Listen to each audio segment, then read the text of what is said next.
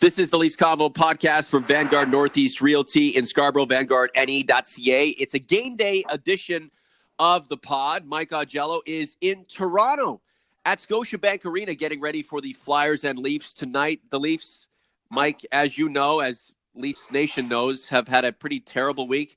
Let's hope they get off the schneid tonight and get back to their winning ways against the Fly Guys. Good morning. Good morning, Norman. The door has been left open for the Leafs this week with the Bruins losing 3 games in regulation.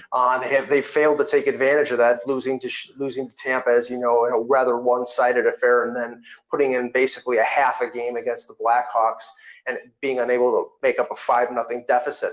They have to play a complete game. They have to play good from the start against a Philadelphia Flyers team that lost last night to Washington, that is desperate for points because they're in the race, similar to Chicago, for a wild card spot.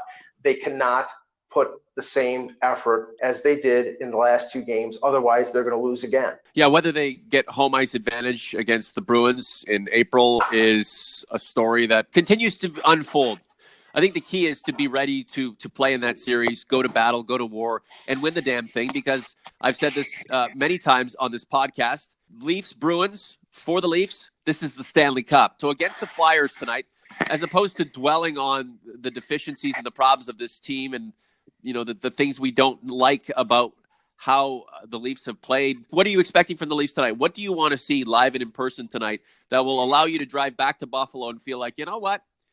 If we see more of this, we can all be positive about this team's chances. Well, I think you're going to see, at least I think Leaf fans are going to hope to see a sharper Freddie Anderson. He was not good against Chicago. And now basically he's had 2 games worth of rest because he hasn't played past the early second period in both losses. So he should be well rested, and he's going to play tonight, and probably Garrett Sparks will play in the second of back-to-back against Ottawa on Saturday. But they need Anderson to play well, and again, they need to sort of start on time. They need to not get into this funk at the beginning of the game or feel sort of afraid to make mistakes, because when you're sort of complacent or lethargic or just choked by fear, I guess. I mean, it's sort of self-sustain, or it's sort of a self-fulfilling prophecy that you start making mistakes. So they have to play with confidence, and they have to get the first goal. Where would the lack of confidence come from, Mike? Are the forwards gripping their sticks too tight? When these guys get on the ice, are they looking at their defensive core and thinking this is not of Stanley Cup caliber? Are they worried that Freddie Anderson is going to be peppered unfairly? Where would the lack of confidence come from, considering this team has so much talent? Well, I think the lack of confidence is not offensive. It's not about their skills as scorers, because we've seen them score 4 goals in a little over a period and climb back into that game against Chicago. It's purely defensive. Mm-hmm. They at times do not have any concept of what they're doing in their own zone, and it's the defenseman and it's the forwards. I mean, your most experienced defenseman, Ron Hainsey, was -3 on Wednesday. So it's like it doesn't mean it matter if it's experience. It doesn't matter if it's confidence in terms of offensive.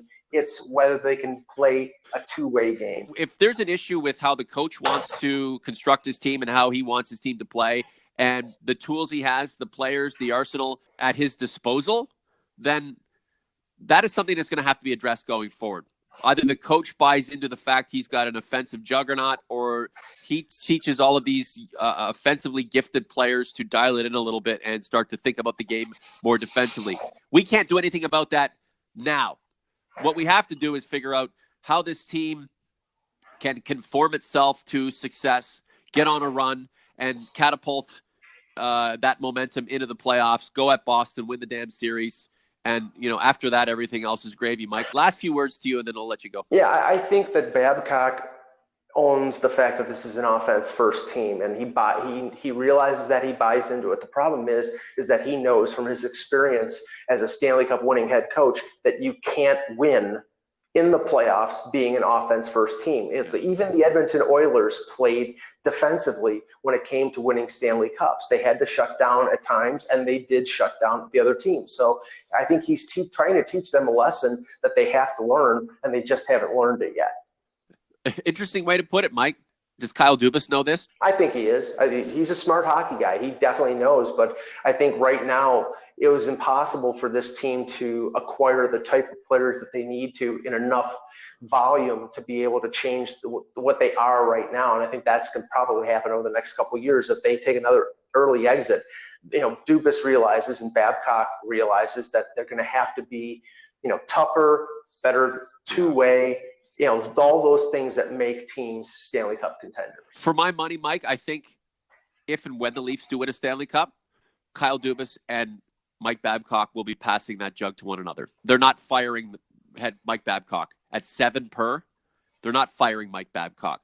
I just wanted a quick update on some personnel possibilities for tonight. Zach Hyman. Well, he did not practice yesterday. I'm going to be going to the morning skate to see whether he'll be lining up with Tavares and Marner. If he participates in the morning skate, and people can follow me on Mike and Buffalo on Twitter, I'll tweet it out whether he is practicing. If he isn't on the ice at the morning skate, he won't be in the lineup. No doubt, this team needs a healthy and robust Zach Hyman for the playoffs. A healthy and eager and excited Nazem Kadri for the playoffs. A healthy, ready to go, ready to make amends Jake Gardiner, Travis Dermott. All hands on deck, Mike, and who knows what will happen. First things first, take care of the Fly guys. Michael, I'm glad to see you back at the rink. That's where you belong. Have fun. Thanks, Norbert. The Leafs Convo is brought to you by Vanguard Northeast Realty. With over 15 years' experience, Vanguard provides superior level of service for commercial real estate tenants and owners. For more information, visit vanguardne.ca.